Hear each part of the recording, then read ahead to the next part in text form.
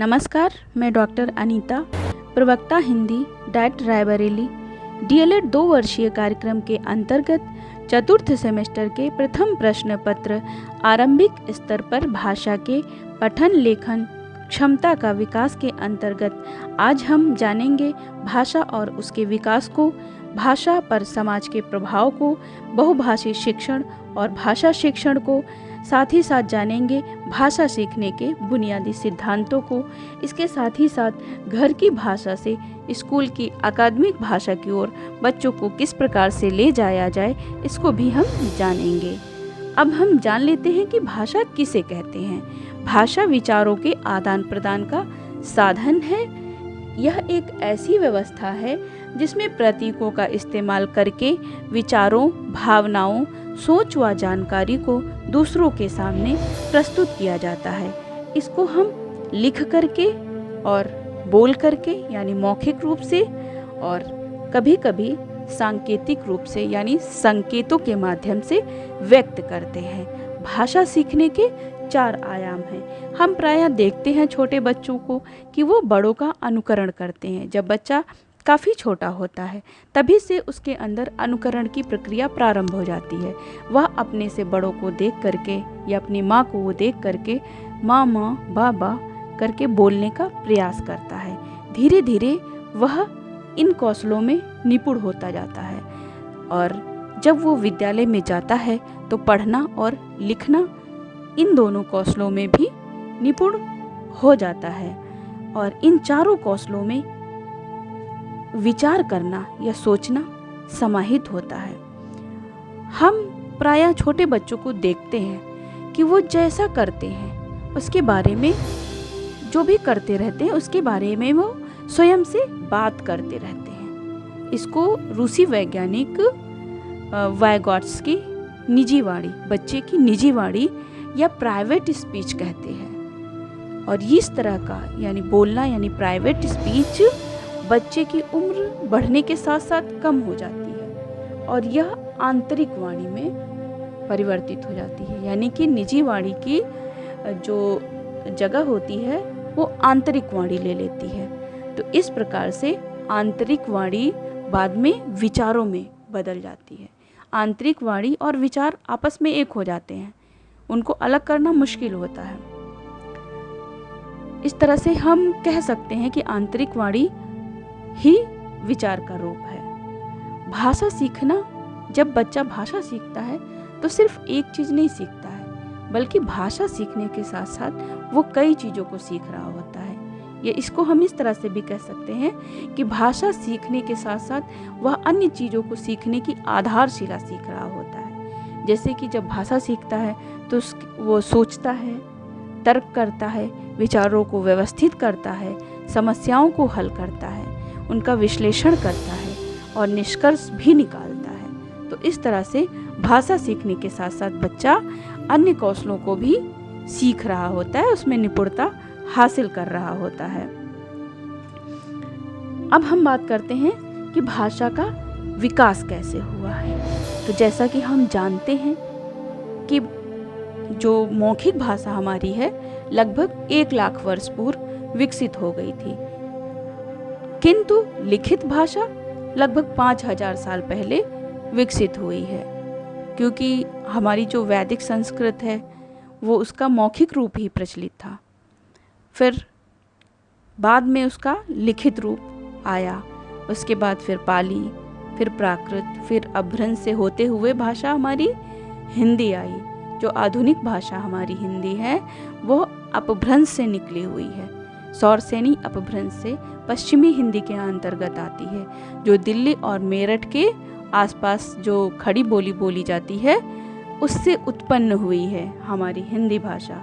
हिंदी भाषा में भारतीय भाषाओं के भी शब्द प्रयोग किए जाते हैं, बहुतायत से प्रयोग होते हैं। भारतीय भाषाएं वो दक्षिण की भाषाएं जैसे मराठी है और तमिल है, तेलुगु है और बंगाली, अगर इधर की बात करें पूर्वी भाषा की, पूर्वी क्षेत्र की देसी भाषा की, और तो बंगाली भाषा हो गई।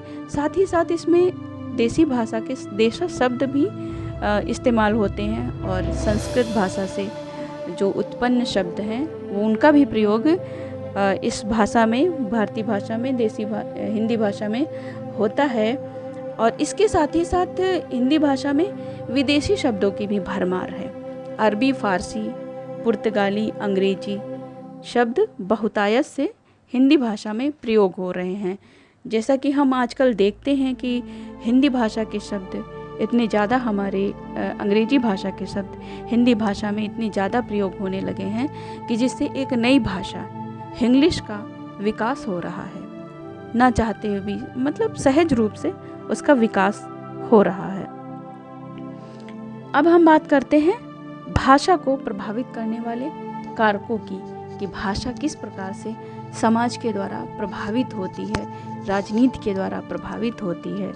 तो हम जैसे जानते हैं कि भाषा का विकास करने का जो एक वो होता है कि भाषा के विकास में समाज और राजनीति की महत्वपूर्ण भूमिका होती है।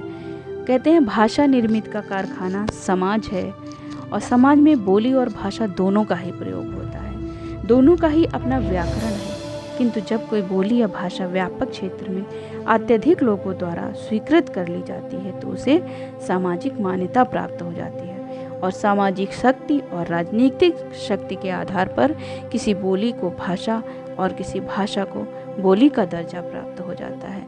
जैसे कि हम देखते हैं कि खड़ी बोली एक समय पर बोली थी, किंतु जब सत्ता का केंद्र दिल्ली व मेरठ के आसपास का क्षेत्र हुआ तो वहाँ की जो आसपास बोली जाने वाली खड़ी बोली भाषा के रूप में प्रयोग होने लगी।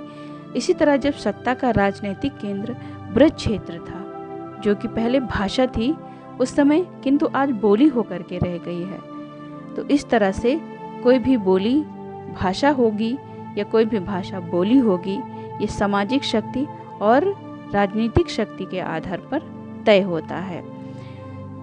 बहुभाषी स्थिति और भाषा शिक्षण को हम समझते हैं कि इसको कैसे समझा जाए।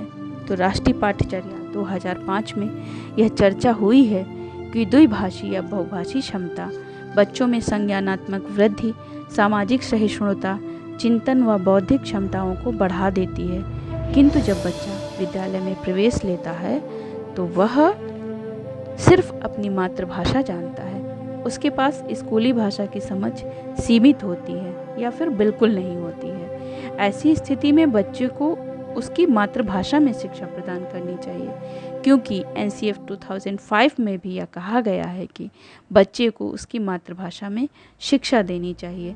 तत्पश्चात ही उसे द्वितीय भाषा और तृतीय भाषा का ज्ञान कराना चाहिए, क्योंकि बहुभाषिकता बच्चे की अस्मिता का या बच्चे के सर्वांगीण विकास को चरित्र का सर्वांगीण विकास करती है, बच्चे का सर्वांगीण विकास करती है। इसके लिए शिक्षक को रणनीति बनानी चाहिए कि जैसे बच्चा कक्षा में आया है, यदि वह अपनी मातृभाषा में बात कर रहा है, मान लीजिए वो किसी बैगन को भाटा शब्द से परिचित है, बैगन को भाटा कहता है, तो हमें उसे भाटा ही बताना चाहिए। बाद में उसे यह कहना चाहिए कि हाँ, इसको बैगन भी कहा जाता है। तो इस तरह से हम बच्चे को उसकी भाषा से जोड़ करके स्कूल की किताबी भाषा की ओर ले जा सकते हैं, समझा सकते हैं, मानक भाषा की ओर ले जा सकते हैं। भाषा सीखने के जो हमारे सिद्धांत हैं उनको हम जान लेते हैं कि कौन कौन से, जब हम बच्चे को भाषा सिखाएंगे तो कौन कौन से बुनियादी सिद्धांत हो सकते हैं। इन पर हम बात कर लेते हैं कि कौन कौन से बुनियादी सिद्धांत हैं। तो भाषा किसी सार्थक और उद्देश्यपूर्ण संदर्भ में सीखी जाती है, कि जैसे मान लीजिए कि इस चित्र में आप देख रहे हैं, यहाँ एक बच्चा अपनी माँ से बात कर रहा है, वो कुछ फल लेने के लिए कह रहा है, उसकी माँ उसे इशारा कर रही है कि 2 अमरूद ले लो, तो वो बोल रहा है कि ये, तो कहती है कि नहीं वो वाला, अच्छा वो ये वाला, तो हाँ ये 2 अमरूद ले लो। तो यहाँ दोनों के बीच में एक उद्देश्यपूर्ण संवाद चल रहा है। तो इस देखा जाए इस परिप्रेक्ष्य में कि वो बच्चा भाषा सीख रहा है, जवाब दे रहा है अपनी माँ को, तो कहीं ना कहीं वो भाषा का सृजन कर रहा है। इस तरह से हम कह सकते हैं कि उद्देश्यपूर्ण संदर्भ में भाषा सीखी जाती है। भाषा सीखने और सुनने के लिए भी बच्चों को मौके प्रदान करना चाहिए कक्षा में। इसके लिए शिक्षक को चाहिए कि बच्चों के समक्ष वह परिवेशी चर्चा करे, उनके स्व अनुभवों को, उनके अनुभवों पर चर्चा करे, उनके अनुभवों पर सुने, उनके अनुभवों को सुने और उनके अनुभवों को सुनाने के लिए बोले बच्चों को। और साथ ही साथ बच्चों को कहानी सुनाए, जिससे बच्चे क्लास में ज़्यादा से ज़्यादा रुचि लेंगे और बच्चों से उस पर बात करें, प्रश्न करें। कहानी, लोक कथा, रोचक प्रसंगों को शिक्षण में जगह दे, स्थान दे। साथ ही साथ जो तनाव रहित वातावरण होता है कक्षा का, भाषा सीखने के लिए बहुत आवश्यक होता है। भाषा सीखने के लिए बच्चा यदि कक्षा में कुछ गलत भी बोलता है तो भी शिक्षक को चाहिए कि बच्चे को बोलने के लिए प्रोत्साहित करे, बेशक वो गलत बोलता है। बीच बीच में शिक्षक बच्चों के उच्चारण को, त्रुटिपूर्ण शब्दों को सही करा सकता है, शुद्ध करा सकता है और बच्चे को पुनर्बलन दे करके बच्चे को भाषा सीखने के लिए प्रेरित कर सकता है। भाषा सीखने का मुख्य उद्देश्य संप्रेषण भी होता है, क्योंकि जब स्कूल के बाहर बच्चा जाता है, समाज में जाता है, समाज से स्वयं को जोड़ पाए, इसके लिए भी भाषा सीखना बहुत आवश्यक होता है। इस संदर्भ में भी देखा जाए तो बच्चा भाषा संप्रेषण के द्वारा, संप्रेषण के लिए सीखता है। अब हम बात करते हैं घर की भाषा से स्कूल की अकादमिक भाषा की ओर बच्चों को किस तरह से हम ले जा सकते हैं, क्योंकि हम देखते हैं कि बोलचाल की भाषा और अकादमिक भाषा में अंतर होता है। अलग अलग परिवारों से आने वाले बच्चों की मौखिक भाषा में भी अंतर होता है। जो अलग अलग परिवार के बच्चे आते हैं तो वो अपने घर की भाषा बोलते हैं, जो कि हो सकता है कि दूसरे परिवार से आने वाले बच्चे के घर में ना बोली जाती हो। मान लीजिए कोई अवधी क्षेत्र का बच्चा है तो वो अपने घर में अवधी भाषा का प्रयोग करता है, किंतु यदि कोई ब्रज क्षेत्र का बच्चा है और अवधी क्षेत्र में आके रह रहा है तो उसके घर में तो ब्रज भाषा का प्रयोग होगा ना, तो वहाँ की जो भाषा होगी उससे वो अपरिचित होगा। स्कूल और घर में भाषा सीखने के वातावरण अलग अलग होते हैं, क्योंकि घर का वातावरण सहज होता है, भय रहित होता है। वहीं स्कूल का वातावरण सहज नहीं होता है, क्योंकि वहाँ पर हर क्षेत्र से, हर भाषाभाषी क्षेत्र के बच्चे होते हैं, तो वो सहज नहीं होता है और कहीं ना कहीं कक्षा का माहौल भयपूर्ण होता है, बच्चा भय महसूस करता है। तो ऐसे वातावरण में बच्चा भाषा सीखने में कहीं ना कहीं पीछे हो जाता है, क्योंकि हम लोग जानते हैं कि बोलचाल की भाषा और अकादमिक भाषा में अंतर होता है। बोलचाल की भाषा क्या हाव भावों के माध्यम से भी व्यक्त हो जाती है, इशारों के माध्यम से भी बात को पूर्ण कर देती है, जैसे कि शारीरिक संकेतों से भी, जैसे हाथों का हिलाना, चलाना, चेहरे के उतार चढ़ाव से भी अर्थ ग्रहण हो जाता है। किंतु अकादमिक भाषा में आप ऐसा नहीं कर सकते। आपको एक भाषा के लिए जो एक निर्धारित शब्द है उसका ही प्रयोग करना पड़ेगा। अलग अलग परिवारों से आने वाले बच्चों की मौखिक भाषा में भी अंतर होता है, क्योंकि अलग अलग परिवारों से आने वाले बच्चे अपनी क्षेत्र की मातृभाषा या क्षेत्रीय भाषा का प्रयोग करते हैं। तो इस तरह से देखा जाए कि हम बच्चे को उसकी मातृभाषा में यदि शिक्षण दें तो बच्चा कहीं ना कहीं भाषा सीखने में सक्षम हो पाएगा। जैसे कि हम उसकी मातृभाषा में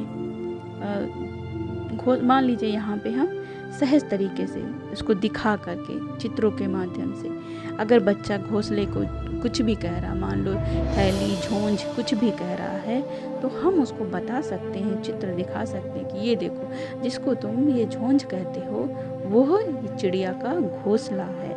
और स्कूल और घर में भाषा सीखने के वातावरण में अंतर होते हैं। घर का वातावरण सहज होता है, स्कूल का वातावरण बच्चे के लिए असहज होता है।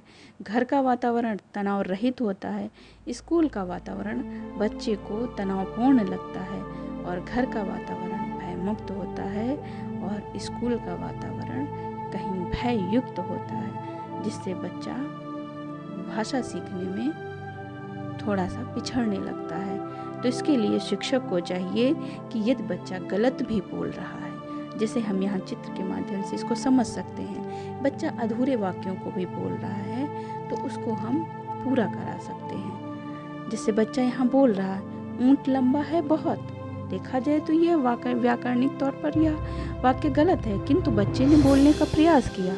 तो इसको शिक्षक इस तरह से भी कह सकता है कि ये नहीं कहेगा कि हाँ आपने गलत बोला है, यह बोल सकता है कि हाँ सही कहा, यह ऊंट बहुत लंबा है। तो इस तरह से हम भाषा को बच्चों को सिखा सकते हैं, समझा सकते हैं।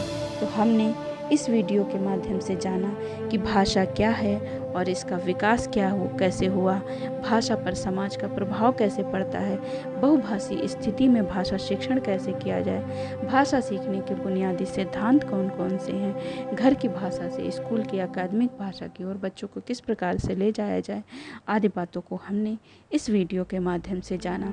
यदि आप इसको विस्तार से पढ़ना चाहते हैं, समझना चाहते हैं तो आप इस संदर्भ सूची में आप दिए गए शीर्षक के पेज नंबर पर आप जा सकते हैं। धन्यवाद।